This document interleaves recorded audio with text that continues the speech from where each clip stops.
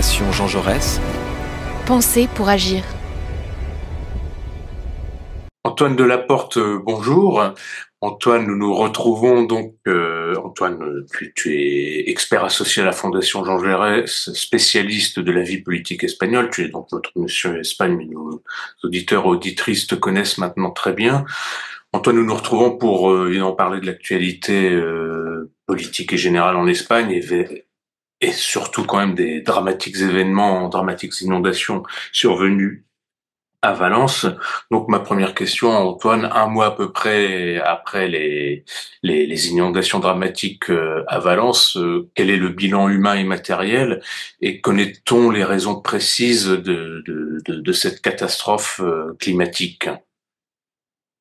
Bonjour Alexandre. Alors effectivement, le 29 octobre, je pense que tout le monde le sait et en a gardé mémoire, la province de Valence, donc la province est l'équivalent d'un département français, a été victime donc d'inondations absolument catastrophiques qui ont été causées par ce qu'on appelle une goutte froide. Donc voilà, c'est un phénomène météorologique qui provoque des pluies absolument diluviennes.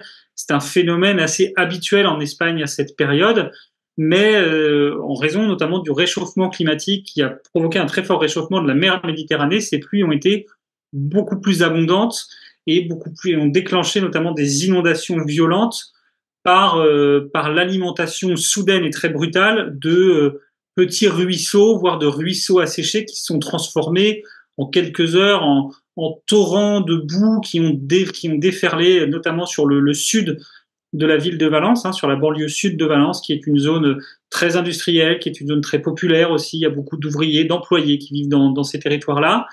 Actuellement, le bilan tourne autour de 225 morts et encore une dizaine de disparus, ce qui est quelque chose d'absolument considérable. C'est la deuxième pire catastrophe naturelle de l'histoire espagnole.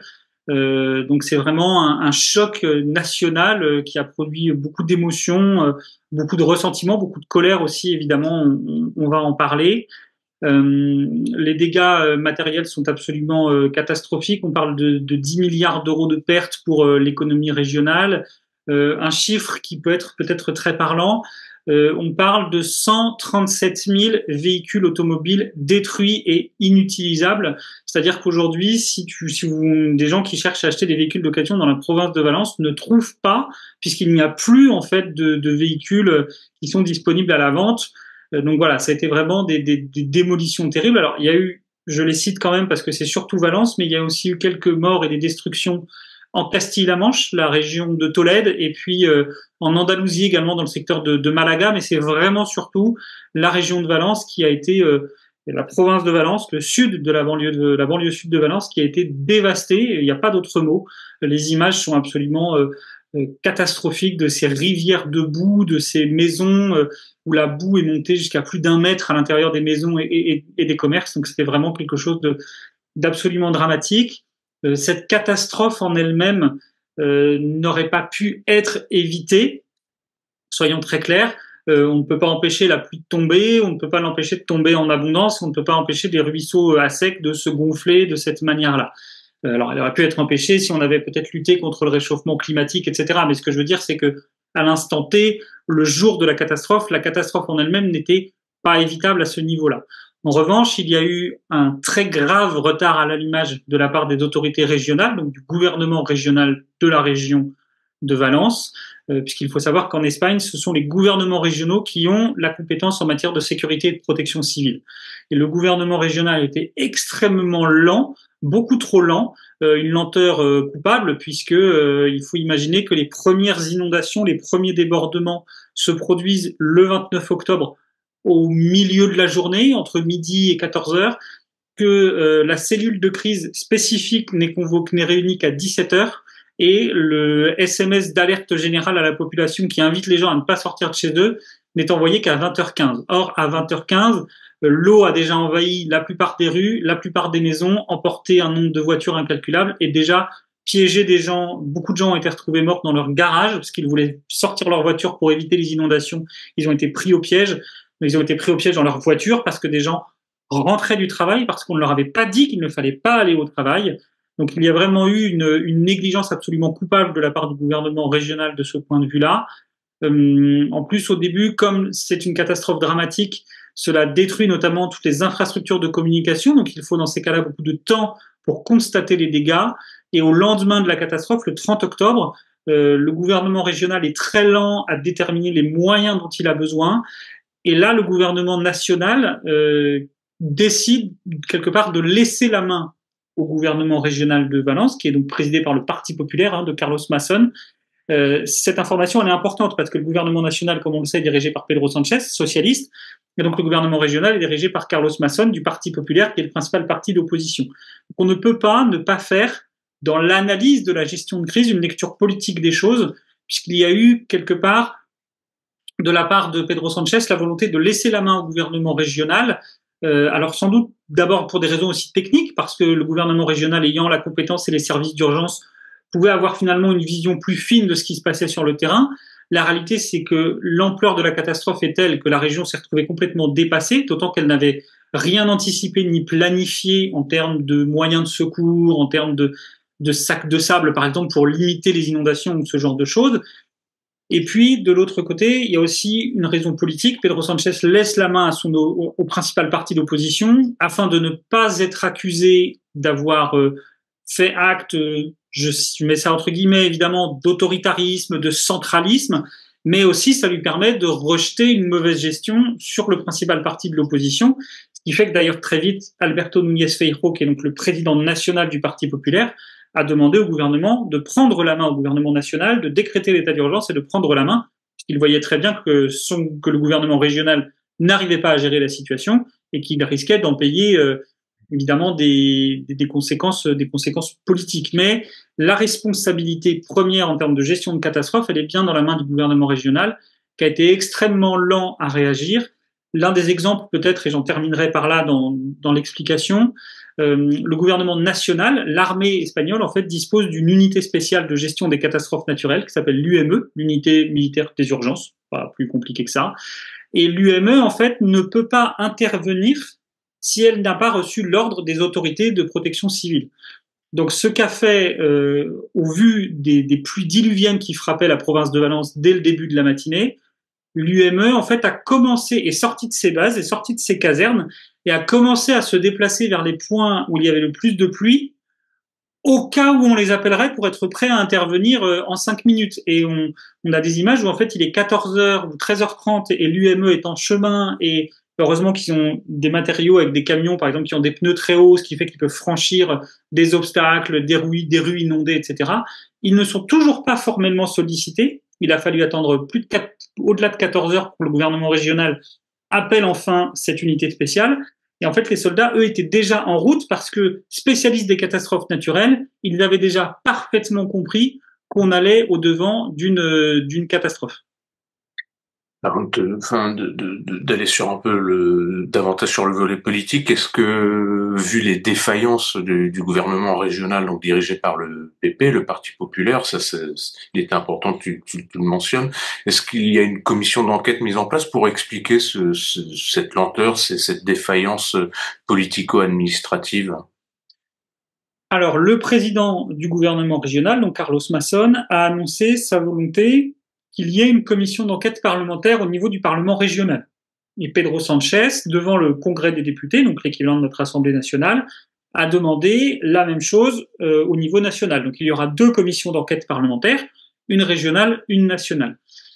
Seulement, je pense très sincèrement qu'on n'a pas grand-chose à attendre de ces commissions d'enquête, puisque en Espagne, les commissions d'enquête parlementaires ont surtout pour objectif de pointer la responsabilité de l'opposant politique. Elles ne servent pas en réalité, ou à tout le moins à dédouaner celui qui était en place au moment de la catastrophe. Je vais prendre un exemple qui concerne la région de Valence. En 2006, il y avait eu un déraillement dans le métro de Valence. Il y avait eu plus de 40 morts. Et encore une fois, c'était la responsabilité du gouvernement régional qui n'avait pas mis en place un certain nombre de sécurités pour éviter ce type de déraillement. Il y avait une commission d'enquête parlementaire qui avait totalement dédouané le gouvernement régional et l'autorité et l'entreprise publique des transports. C'est-à-dire qu'il y avait eu 46 morts et ce n'était finalement que la faute du conducteur de métro. C'était pas, il n'y avait pas sinon à aller chercher plus loin. Et plus tard, il a été révélé que les cadres de l'entreprise publique de transport avaient été briefés par un cabinet de relations publiques payé par le gouvernement régional pour avoir des témoignages cohérents et qui ne les mettent pas en cause devant la commission d'enquête. Donc en plus, le Parlement régional valencien, dominé par le Parti populaire, n'a pas une bonne histoire, un bon historique en matière d'enquête parlementaire. Maintenant, il y aura sans doute aussi des enquêtes administratives, potentiellement des enquêtes judiciaires. Hein, quand il y a 220 morts, même si c'est lié à une catastrophe naturelle, il y aura forcément des plaintes qui seront déposées pour non-assistance à personne en danger, mauvais exercice des fonctions, etc. Donc il y aura de toute façon une enquête judiciaire, j'en sais pas plus, s'il y aura après des mises en examen, des jugements, etc. Mais il y aura de toute façon des enquêtes hors du cadre politique, mais la responsabilité politique aujourd'hui, chacun entre le Parti populaire et le Parti socialiste se renvoie la balle. Le Parti populaire, donc le Parti socialiste accuse Carlos Mason. Le Parti populaire a fini par trouver sa tête de turc, qui est la désormais ex-ministre de la transition écologique, Teresa Ribera, puisque c'est elle qui a la compétence de la gestion des cours d'eau, et donc il lui a été reproché de ne pas avoir fait un certain nombre d'aménagements qui en fait avaient été eux-mêmes annulés par Mariano Rajoy, donc on commençait à remonter dans des détails techniques. Mais surtout, à ce moment-là, Teresa Ribera était candidate à la Commission européenne pour être la première vice-présidente de la Commission européenne, et donc le Parti populaire a aussi tenté de faire un coup, c'est-à-dire d'affaiblir Pedro Sanchez en utilisant cette catastrophe pour faire rejeter finalement la candidature de Teresa Ribera par le Parlement européen, ce qui ne s'est pas produit. Mais il y a vraiment eu cette tentative de blocage et donc mais dans une recherche vraiment, on peut le dire, politicienne, d'écarter la responsabilité sur Carlos Mason, qui a lui beaucoup de choses à se reprocher, en tout cas beaucoup de questions sans réponse. Par exemple, il a passé, on sait que l'après-midi de la catastrophe, alors que les inondations étaient encore en cours, il a passé plus de 3 heures au restaurant, dans un déjeuner officiellement de travail avec une journaliste pour lui proposer la direction de la télévision publique régionale, alors qu'il était sans s'inquiéter spécialement de ce qui se passait. À 13 heures, il affirmait que les pluies allaient cesser à 18 heures et donc il n'y avait pas de danger. Il est arrivé à 19h30 en cellule de crise, alors qu'il a quitté son bureau officiellement à 18h45, mais il lui fallait que 20 minutes pour arriver. Donc voilà, il y a beaucoup d'incohérences dans son agenda.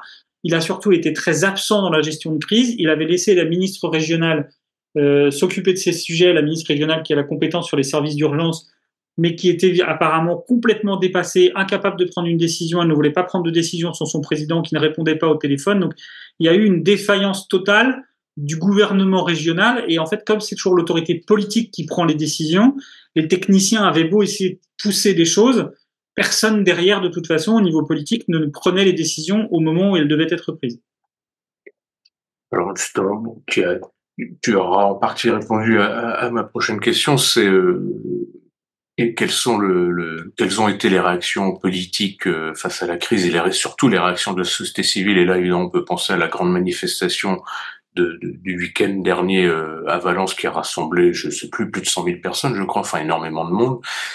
Et peut-on déjà envisager les conséquences politiques au niveau régional? Je pense qu'elles seront quand même assez lourdes pour le PP actuellement au pouvoir, mais également au niveau national. Alors, les réactions politiques, effectivement, donc on voit bien qu'on est retourné finalement dans cette classique bataille PSOE contre PP. Rien finalement dans la polarisation actuelle que traverse l'Espagne et qui s'est encore renforcée depuis les élections législatives, depuis la loi d'amnistie avec les indépendantistes catalans, etc. On reste dans cette espèce de combat de coq permanent entre ces deux grands partis, qui d'ailleurs finalement ne change pas grand-chose au quotidien des sinistrés. Il faut quand même aussi penser à l'humain et au quotidien de ces gens qui ont absolument tout perdu. Les réactions de la société civile, on les a vues effectivement, ces deux grandes manifestations, parce qu'il y en a eu deux, il y en a eu une au début novembre et puis là il y en a eu une très récemment, donc fin novembre, plus de 100 000 personnes dans les rues de Valence, des critiques envers Pedro Sanchez, mais surtout envers Carlos Mason, des appels à la démission, des tags aussi contre le palais du gouvernement régional, des cris évidemment assassins, meurtriers, bon, ça c'était assez inévitable.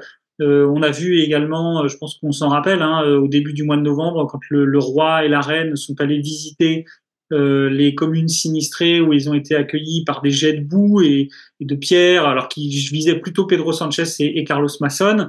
D'ailleurs, le roi et la reine sont retournés sur zone il y a quelques semaines, il y a une semaine ou deux.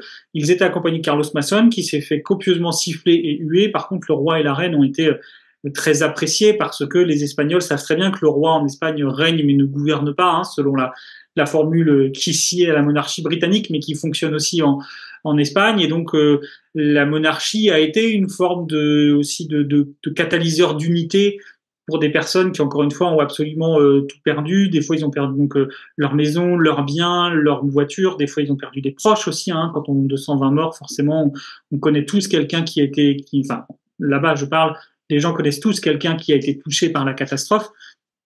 Donc, il y a effectivement eu cette réaction-là. La principale réaction politique, c'est que Carlos Mason a fait jouer les fusibles. Hein. Il a fait sauter les lampistes. Hein. Donc, la ministre régionale qui s'occupe des sujets, donc qui est la ministre régionale de l'Intérieur et de la Justice, a été révoquée. La ministre régionale de l'Industrie, qui avait montré très peu d'empathie envers les victimes, a également été révoquée. Il a donc remanié son gouvernement. Il n'a intégré que des personnalités sans appartenance partisane. Il a nommé un ministre régional spécifiquement dédié à la reconstruction. Il a choisi un ancien officier de l'armée de terre, donc dans une espèce d'état d'esprit, l'armée, l'organisation, etc. Et puis, en ne nommant que des personnes sans appartenance partisane, l'idée de faire de cette reconstruction un sujet technique éloigné des grands débats politiques et puis de la joute politique. C'est surtout ça aujourd'hui la première réaction. Carlos Mason ne tombera pas, puisque en Espagne, hein, dans les parlements régionaux comme au niveau national, une motion de censure doit engager le remplacement du président en place, ce qui veut dire qu'il faudrait que le Parti socialiste, les nationalistes de gauche, de Compromís et Vox s'entendent sur un candidat commun pour faire tomber Carlos Mason. Donc, on se doute bien évidemment que cela n'arrivera pas. Carlos Mason, lui, se refuse à démissionner. Tout juste s'est-il engagé à ne pas se représenter aux élections régionales qui auront lieu en 2027 s'il échoue à mener à bien la reconstruction. Donc ça reste quand même quelque chose de fondamentalement subjectif.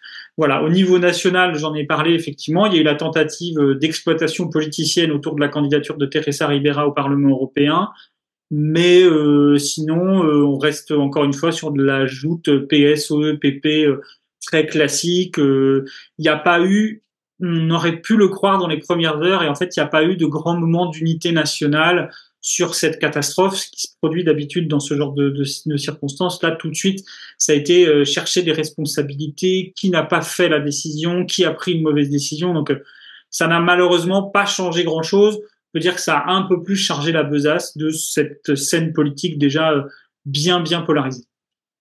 Merci Antoine. Alors, dans le cadre de cette post-catastrophe, ça devait un peu imprégner les débats, donc les débats qui ont eu lieu à Séville dimanche 1er décembre dans le cadre du congrès donc fédéral du PSOE, Parti socialiste ouvrier espagnol. Peux-tu nous dire un peu quelle était la nature des débats tenus pendant ce congrès et le bilan de cette rencontre? Alors, ce 41e congrès, c'est pas le premier congrès du PSOE que je suis. Je pense que c'était le congrès le plus plat et inutile que. Alors il y a toujours, hein, il y a parfois des congrès politiques qui sont des congrès un peu étant des congrès de continuité et de passage. Ce sont des passages obligés dans la vie interne d'un parti. Il faut imaginer en fait l'idée de Pedro Sanchez. Le congrès, il est imaginé à la fin de l'été dernier, donc bien avant cette catastrophe. On a passé les élections en Galice qui ont été une catastrophe pour le Parti socialiste, les élections au Pays Basque où il s'en est plutôt bien tiré puisqu'il est resté membre du gouvernement régional, etc. Et puis les élections en Catalogne où là par contre le PS est revenu au pouvoir en Catalogne en éjectant les indépendantistes du gouvernement régional. Donc il y avait l'idée, et puis surtout en plus on passe les élections européennes et normalement les prochaines élections sont attendues en 2026, en Castille-Léon et en Andalousie. C'est-à-dire qu'on est de juin 2024 jusqu'à début 2026, une période sans élection. Et donc la stratégie de Pedro Sanchez, c'est de se dire que c'est le bon moment pour déclencher un congrès, parce que le congrès national, donc le congrès fédéral, c'est le nom officiel, déclenche derrière les congrès régionaux. Et l'idée de Pedro Sanchez, c'est de profiter de cette période de creux pour renouveler les directions régionales, y compris, si possible, avec des ministres ou en tout cas des proches de sa ligne politique en interne, pour se débarrasser d'un certain nombre de cadres un peu remuants. Par exemple, le secrétaire général du parti en Aragon qui a annoncé ne pas se représenter, il est malade, hein, Javier Lamban, mais c'est un critique très féroce des accords de Pedro Sanchez avec les indépendantistes catalans. Également, peut-être renouveler la direction du parti en Andalousie, qui est très faible, trop faible, alors que le PP gouverne cette région et que c'est un fief historique du PSOE. Hein, c'est un peu même ça a été le théâtre de sa renaissance post-franquiste. Donc, il y avait cet enjeu-là. Au départ, c'était ça l'enjeu du Congrès. Il se trouve que depuis, il y a donc eu les inondations de Valence qui ont effectivement marqué un peu ce Congrès. Hein. Il y a eu un discours très fort de la ministre de la Science qui s'appelle Diana Morant, qui est la secrétaire du PSOE dans la région de Valence, qui sera sans doute tête de liste aux élections régionales en 2027. Donc, elle a fait un discours très puissant sur la question du changement climatique, sur la question de l'importance des personnalités politiques, enfin, du personnel politique à se préparer face aux catastrophes. Pedro Sanchez a intégré à sa direction une personne qui s'appelle Pilar Bernabé, qui est la préfète du gouvernement dans la région de Valence. Mais en Espagne, les préfets sont en fait des personnalités politiques. Donc il a un peu pris il l'a placé en numéro 4 dans l'ordre protocolaire de sa direction. Donc il a donné une vraie force et une vraie visibilité à cette personnalité dont la gestion est plutôt reconnue au demeurant au niveau régional dans la gestion de la catastrophe. Mais voilà, il y a eu ces éléments-là. Il se trouve que depuis, il y a quand même eu quelques affaires politico-financières, enfin en tout cas des affaires judiciaires autour du PSOE. Il y a la femme de Pedro Sanchez, dont on sait qu'elle est mise en examen. Récemment, il y a eu son frère qui a été également mis en examen, mais là pareil, dans un dossier sur lequel le parquet a fait un recours parce que le parquet a constaté que dans le dossier de mise en examen, on ne lui reproche pas de délit et il n'y a pas d'indice pour lui reprocher un délit. Donc ça commence à faire beaucoup, parce que son frère en fait travaille pour l'équivalent du conseil départemental de la province de Badajoz et voilà, il a été recruté. Bon, visiblement, il n'est pas forcément le plus assidu, mais il y aurait une accusation d'emploi fictif, mais il n'y a aucune preuve qu'il y ait emploi fictif. Il est quand même globalement présent. Le poste a été créé sur un besoin existant, etc. Également, on sait que l'ancien bras droit de Pedro Sanchez, qui a donc été exclu du PSOE pour une affaire potentiellement de détournement de fonds dans le cadre de la pandémie, eh bien, l'homme d'affaires avec qui il était en bisbille a commencé à accuser un peu tout le monde au sein du PSOE d'avoir touché des commissions occultes pour des marchés publics, etc. Donc, il y avait une espèce, comme l'ambiance était un peu pourrie autour, c'était aussi un congrès d'unité et de rassemblement autour du chef, avec quand même un côté, à la fin, j'ai trouvé, très sincèrement, que Pedro Sanchez était certes soutenu par sa base, par ses cadres et par ses délégués, mais il est fondamentalement désormais un peu seul à bord. C'est vraiment le sentiment que j'ai, c'est que même s'il s'est renforcé un congrès du parti, quand il n'y a pas d'opposants, et Pedro Sanchez n'a pas d'opposants internes suffisamment installés, de toute façon, il n'aurait eu l'unité autour de lui, quoi qu'il en soit. Et donc, c'est pour ça que je dis que c'est un congrès qui n'a pas servi à grand-chose, parce que ça a été la grand-messe qui était attendue. Il n'y a pas eu de renouvellement, par exemple, très fort de la direction du parti. Mais il faut imaginer que quelques jours avant, dans les fameuses accusations de l'homme d'affaires avec qui l'ancien bras droit était en bisbille, donc qui s'appelle Victor de Aldama a cité la numéro 2 et la numéro 3 du parti, et le numéro 3 du parti. Donc Pedro Sanchez, rejetant ces accusations, ne pouvait décemment pas remplacer ses principaux lieutenants sans donner l'image qu'il donnait du crédit à ces accusations. Donc de toute façon, le parti entre guillemets, se recroqueville sur lui-même, se renferme pour se protéger. Mais voilà, c'était un congrès, il n'y a pas eu d'annonce absolument fracassante dans le discours de clôture de Pedro Sanchez. Voilà, c'était vraiment un congrès qui est passé un peu comme ça.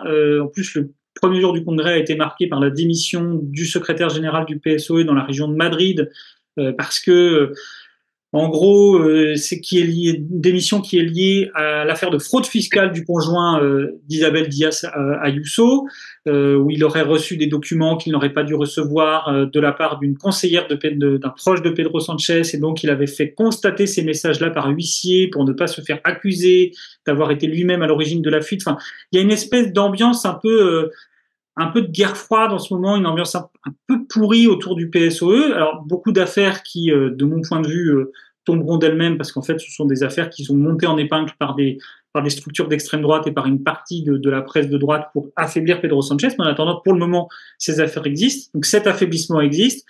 Et Pedro Sanchez n'ose pas attaquer la justice, ce qui est logique. Il est président du gouvernement, secrétaire général d'un parti de gouvernement. Donc il ne peut pas parler, par exemple, de lawfare, de guerre juridique, de ce genre de choses, même si certains dossiers peuvent ressembler à cela. Donc il est dans une forme de posture où il ne peut pas vraiment donner de coups tout en recevant et en ayant derrière lui un public qui l'applaudit très fort, si on doit filer un peu une métaphore sportive. Donc l'ambiance est un peu bizarre. C'est surtout, en fait, il faudra attendre les différents congrès régionaux, et notamment le congrès du PSOE en Andalousie et le congrès du PSOE en Aragon. C'est là et en Castille-Léon aussi, c'est dans ces congrès-là que va se jouer l'avenir du parti dans la perspective des élections. Peut-être c'est pas une surprise, mais ça reste quand même une annonce. Pedro Sanchez a quasiment déclaré qu'en 2027, donc ce qui est la fin de son mandat actuel, il serait de nouveau chef de file du PSOE et candidat à sa succession aux élections législatives. Mais il n'y a pas vraiment de surprise. Il vient d'être reconduit comme secrétaire général sans opposant. Il a eu 90% des voix pour sa direction, ce qui est un soutien un peu moindre. Au dernier congrès, c'était 95%, mais bon, 90% des voix, c'est quand même un soutien absolument massif, sans aucun vote contre de toute façon. Donc, dans l'ensemble, il y a peut-être eu 2 débats plus idéologiques qui ont quand même marqué un peu ce congrès. La question du financement des régions, je crois qu'on en avait parlé, mais il y a eu un accord entre le Parti socialiste catalan et les indépendantistes de gauche sur une forme de souveraineté fiscale de la Catalogne. Et il y a eu un accord unanime de toutes les fédérations pour inscrire dans la motion politique du Congrès que toute réforme du financement des régions devrait passer par le cadre multilatéral, c'est-à-dire le gouvernement négociant avec toutes les régions. Donc, s'opposant finalement à ce sujet d'une négociation bilatérale État-Catalogne sur la souveraineté fiscale. Ça, c'est quand même pas rien. C'est quand même une victoire notamment des socialistes les plus conservateurs, les plus unionistes, les plus constitutionnalistes, ou les moins fédéralistes en tout cas. Donc c'est quand même un choix politique qui n'est pas neutre. Et l'autre chose, il y a eu des débats autour de la question du féminisme et de la diversité sexuelle et de genre, donc des droits LGBT, à savoir qu'il y a eu 2 amendements assez importants qui ont été votés. Il y a en fait au sein du PSOE, comme au sein de la gauche en règle générale, une division entre ce qu'on peut appeler un féminisme très classique, un féminisme à l'ancienne, et puis un féminisme plus intersectionnel avec aussi un militantisme LGBTQI+, etc.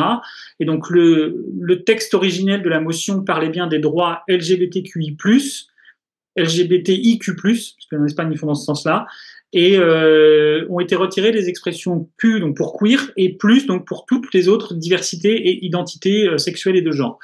Et parce que notamment il y a une opposition du féminisme dit classique du PSOE à ce qu'on appelle la théorie queer. Autant il n'y a pas d'opposition sur les droits LGBT, mais sur cet aspect-là, il y a vraiment une tension. La loi sur les droits des personnes trans qui permettait de changer d'identité de genre par simple déclaration administrative, ça a créé beaucoup de remous dans ce secteur-là.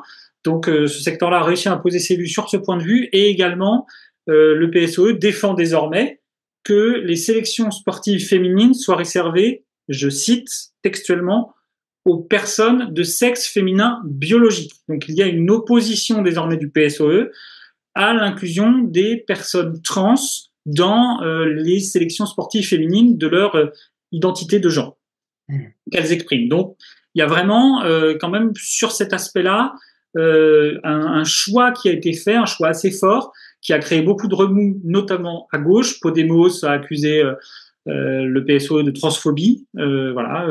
Soumar, donc le mouvement de gauche radicale de Yolanda Díaz, a accusé le PSOE de reprendre un argumentaire de l'extrême droite. Donc c'est-à-dire qu'il y a quand même, sur ces questions sociétales, le PSOE a fait des choix ancrés, des choix clairs, mais qui sont des choix clivants de toute façon au sein de la gauche. Très bien, Antoine. Écoute, une fois encore, merci pour toutes tes analyses précises. Et comme je le dis à chaque fois, on aura l'occasion de se revoir d'ici peu pour faire un bilan, pour bénéficier de ton analyse sur la situation politique espagnole. Merci beaucoup, Antoine, et à bientôt. À bientôt, Alexandre. Merci beaucoup.